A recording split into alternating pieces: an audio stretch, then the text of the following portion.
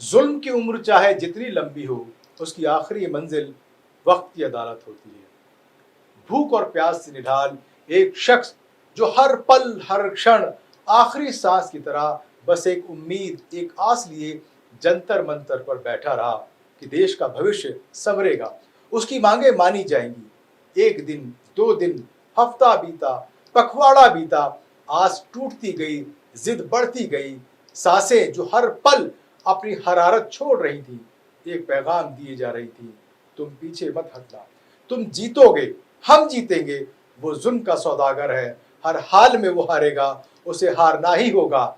इस देश की खातिर, इस मुल्क की खातिर, हर नातवा के लिए, हर बेबसी के लिए, हर उस आखिरी हिचकी के लिए, हर उस अंतिम धड़कन के लिए जो किसी के लाल ने, किसी की बेटी ने, किसी के बाप ने, किसी के हमसाए ने उम्मीदें हारने पर, हौसले टूटने पर और जहां को छोड़ते वक्त महसूस की। यह किस्सा सिर्फ नीट के दर्द का नहीं है, ये तानाशाही की परछाई में पलने वाली हर उस बेहयाई और निर्लज करप्शन का किस्सा है जो हर दिन सपने उजाड़ रहा है।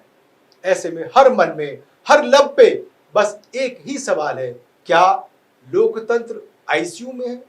नमस्कार, मैं हूं मारूफ रजा और आज एक उस तस्वीर को मैं आपके सामने पेश कर रहा हूं जिसे पूरा लोकतंत्र देख रहा है। जी हां, सफेद चादरों के पीछे एक इंसान जिसने बंदूक नहीं उठाई, जिसने पत्थर नहीं फेंका, हिंसा नहीं की, सिर्फ भूख हड़ताल की, लेकिन सुबह होने से पहले उसे चादरों की ऊंट में जंतर मंतर से उठा लिया गया।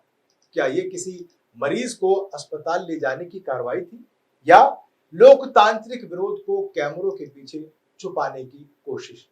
20 दिन भूख, कमजोर होता तन बदन, मध्यम पड़ती आवाज मगर हौसला बुलंद, और फिर सुबह दिल्ली पुलिस, सफेद चादरें, घेराबंदी और सीधे सफदरजंग अस्पताल। वीडियो वायरल, देश भर में बहस, राजनीति गर्म और अब आमरण अनशन का ऐलान। जी हां, जंतर मंतर जहां लोकतंत्र की सबसे पुरानी आवाजें गूंजती रही हैं, उसी जगह शनिवार सुबह एक ऐसा मंजर देखने को मिला जिसने पूरे देश को चौंका दिया। करीब 20 दिनों से भूख हड़ताल पर बैठे सोनम वांगचुक अचानक दिल्ली पुलिस की टीम, मेडिकल स्टाफ और सफेद चादरों के घेरे के बीच अस्पताल ले जाए गए। वही अस्पताल जो ना जाने कितनों की आखिरी मंजिल, अंतिम पड़ाव कभी बन गए तो कभी बना दिए गए और कितनों को जिंदगी का नया सफर दे दिया गया, लेकिन किसको क्या मिलेगा ये भी कई बार तय कर दिए जाते हैं। जी हाँ, कुछ ही मिनटों में वीडियो सोशल मीडिया पर वायरल होने लगे और राजनीतिक बयानबाजियां शुरू हो गई। कल तक जितने सियासी लीडर खामोश अपने अपने बिलों में दुबके बैठे थे, जो युवाओं के इस आंदोलन की नब्ज को टटोल रहे थे, सियासत की गोद बिछाए मौका तलाश रहे थे, नफा नुकसान का आकलन कर रहे थे, वो सारे एक एक कर अब बाहर आने लगे हैं। उनकी जुबान से लोकतंत्र के रपटीले राग अदा होने लगे हैं। सरकार पर लोकतंत्र की हत्या का आरोप लग रहा है, विपक्ष का सीधा हमला। लेकिन क्या पुलिस ने कानून तोड़ा या कानून का पालन किया? दिल्ली पुलिस का तर्क है कि सोनम वांगचुक की हालत लगातार बिगड़ रही थी। मेडिकल टीम ने उन्हें फौरन अस्पताल में भर्ती कराने की सलाह दी और अदालत के निर्देशों के अनुरूप उन्हें सफदरजंग अस्पताल ले जाया गया। लेकिन सबसे बड़ा सवाल, अगर ये केवल मेडिकल कार्रवाई थी तो सफेद चादरों की जरूरत क्यों पड़ी? कैमरों से बचने की कोशिश क्यों की गई? या भीड़ नियंत्रित करने की रणनीति थी, या इससे भी आगे कोई और बात?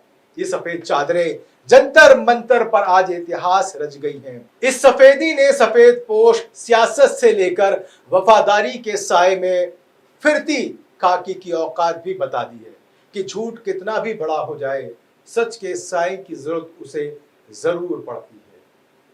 यही सवाल अब देश की राजनीति का सबसे बड़ा मुद्दा बन चुका है और यहीं से कहानी में एक नया किरदार सामने आता है, कॉकरोच जनता पार्टी यानी सीजेपी। क्या यह आंदोलन अब सिर्फ सोनम वांगचुक का नहीं बल्कि सरकार बनाम नागरिक अधिकार की लड़ाई बन चुका है? क्या विपक्ष इसे 2027 की सबसे बड़ी राजनीतिक लड़ाई के रूप में देख रहा है? और क्या सरकार इस विवाद को संभाल पाएगी? संविधान क्या कहता है? सिस्टम का तरीका ये सही था या नहीं? लोकतंत्र की मर्यादा आखिर क्या कहती है? सरकार का ये रवैया कितने दिन, कितने बरस खामोशी से सहन कर पाएगा ये देश? और खाकी जिसे आज सफेद चादरों की ओट लेनी पड़ी, वो सफेद पोश सियासत के साथ कितने दिन तक कदम ताल कर पाएगी? क्या आज पुलिस सही थी? क्या सरकार घिर रही है? और सोनम वांगचुक का आंदोलन आखिर क्या मांग रहा है? जरा सोचिए, जवाब मिले तो अपने वजूद की भी सोचिएगा। जब सवाल पूछना जुर्म बन जाए तो समझिए लोकतंत्र जवाब मांग रहा है। मीडिया 24/7 के साथ जुड़े रहिए और ऐसे ज्वलंत मुद्दे के साथ मैं फिर हाजिर होता रहूंगा। धन्यवाद।